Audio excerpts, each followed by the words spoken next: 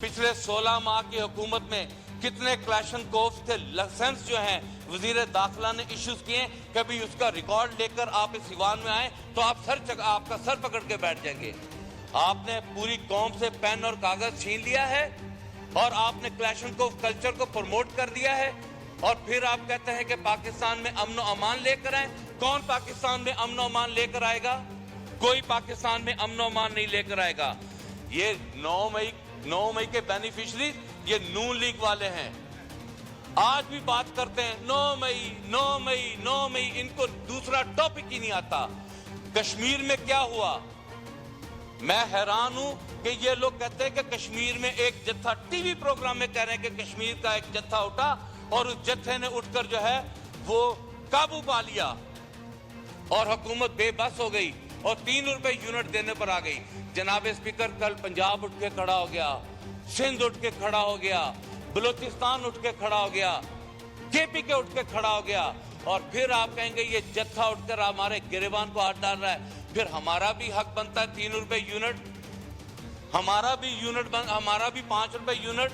यहाँ तो इन्होंने हुकूमत लेने से पहले हमें बातें सुनाते, हमें ये बताया कि 300 यूनिट फ्री करने के वादे नहीं किए इन लोगों ने। कहाँ गए वो वादे?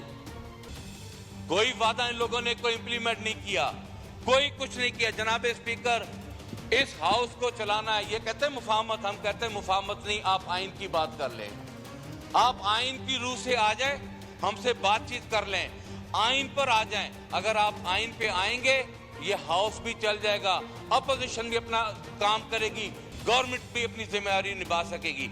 अगर ये आइन से हटेंगे तो मैं समझता हूं कि ये कुछ भी नहीं कर सकेंगे। जनाब स्पीकर, यहां पर मैं एक और निशानदेही करना चाहता हूं कि सॉवरेन वेल्थ फंड्स, पिछले हुकूमत ने यहां पर लेजिस्लेशन की, 7 आपकी मुनाफा बख्श कंपनीज जो हैं वो आपने उनके हवाले कर दी, जबकि आपकी एक मीटिंग नहीं हुई और 100 खरब रुपए का आपने पाकिस्तान कौम को चूना लगा दिया।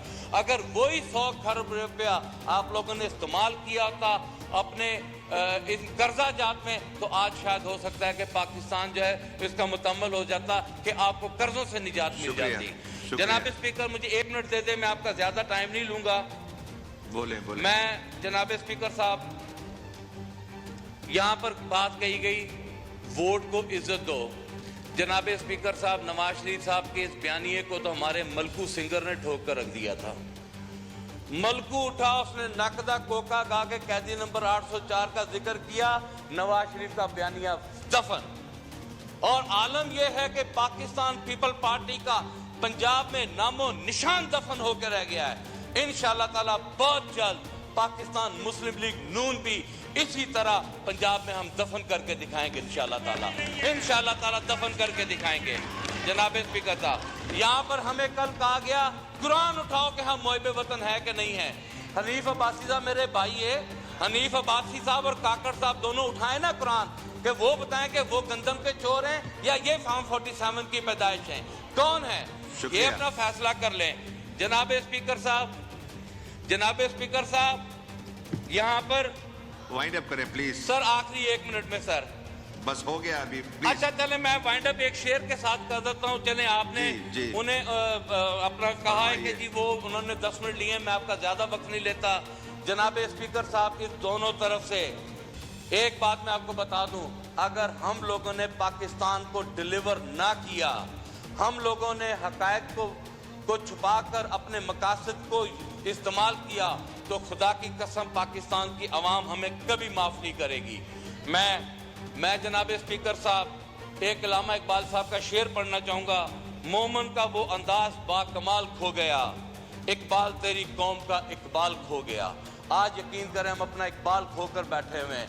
मैं हुकूमत से कहता हूं कि आप उस दिन से डरो कि जो जुल्म और जबर आप अवाम के साथ ताकत के साथ कर रहे हो, ऐसा ना हो कि अवाम उठ खड़ी हो। पाकिस्तान तहरीके इंसाफ इस बात से खौफजदा है कि अगर अवाम उठ के शुक्रिया, बस अब हो गया।